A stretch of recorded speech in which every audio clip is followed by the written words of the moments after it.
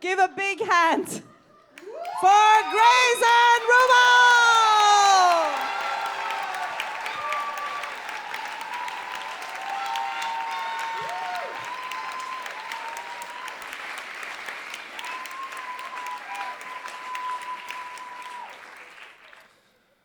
So it was a hot summer night, June 1997, right outside of Little Rock, Arkansas. And if you don't know where that is, it's smack dab between Possum Grape and Goobertown. Unfortunately, all the cities in Arkansas were named by a 6-year-old studying for their first vocabulary test. Anywho, so if you don't know much about Arkansas, it's a tremendous place. It's full of lakes and nature. The ground is so clean, most people choose not to wear shoes.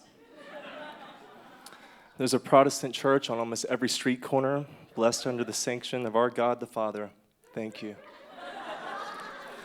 About 65% of the people begin the conversation with, "Trump, am I right?"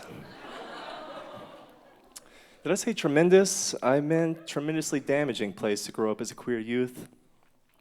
But anywho, like I said, hot summer night, June 1997. My parents have just left a wonderful 3-course meal at the best restaurant in town, the KFC. My dad's driving my mother around in his 1989 Ford pickup truck. Oh, my dad used to love this truck. He talked about it all the time. But I just remember how absolutely disgusting the seats were. But he would always say, "But every stain's got a story."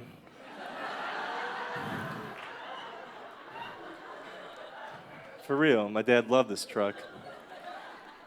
It had 4-wheel drive, 2 cup holders, a fresh camouflage paint job, and a bumper sticker to inform the aggressive drivers behind him that read, "If you're gonna ride my ass, at least pull my hair." So my mother reaches over and grabs my father's hand, and they're staring at the sparkle in each other's eyes. And they're talking with each other, and they decide, maybe we should go somewhere a little bit more romantic. So they pull into the parking lot of the local Walmart. My dad's favorite song's on the radio, so he reaches over and turns it up. It's "Spice Up My Life" by the Spice Girls. And man, is his night about to get real spicy. My parents are in the back seat. You can smell the conception in the air. Sweat has started to condense on the windows. A small line of tiny forest animals have taken a seat on the dashboard because they like to watch. My dad's dingle starts to tingle. His pickle starts to tickle. He clenches his bum and always about to shoot me out of his wiener at tremendous force right into my mother's cervix. And there I am,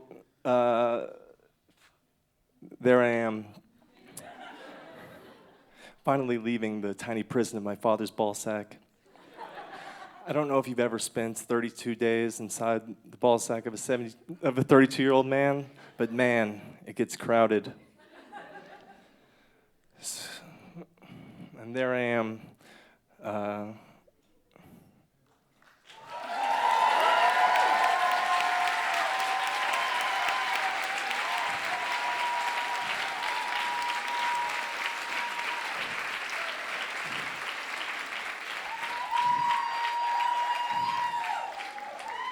There I am, the gayest little sperm from the sack in this magical land that I've only heard of. And the feeling is surreal, but suddenly reality kicks in. And I think back to the Little Swimmers boot camp I had attended a couple weeks before. And I remember that this is a race of life and death. So I start booking it. I'm swimming at tremendous speeds.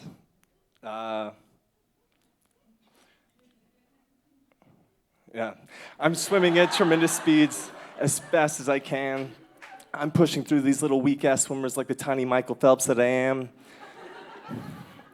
And as I leave the cervix and enter the uterus, I look around me. I look to the front, and I look to the back, and I realize I'm towards the front of the pack. And I might actually have a chance to be the lucky sperm that gets to undergo the wonderful process of meiosis. So I summon all the energy left in my mitochondria, the powerhouse of the cell. And my flagellum is beating back and forth at tremendous speeds. By the way, the flagellum is the tail of the sperm. Thank you, 10th grade biology class. And suddenly I realize I can see the finish line, the gates of the fallopian tube. And standing there is the egg in all of their glory. And I look around and I realize I'm in the very front. Not a single sperm is even near me. So I swim to them. They're jumping with joy. And finally we meet in holy matrimony, just the way God intended it. So this was the story of the first time it came out of anything, my father's urethra. Thank you.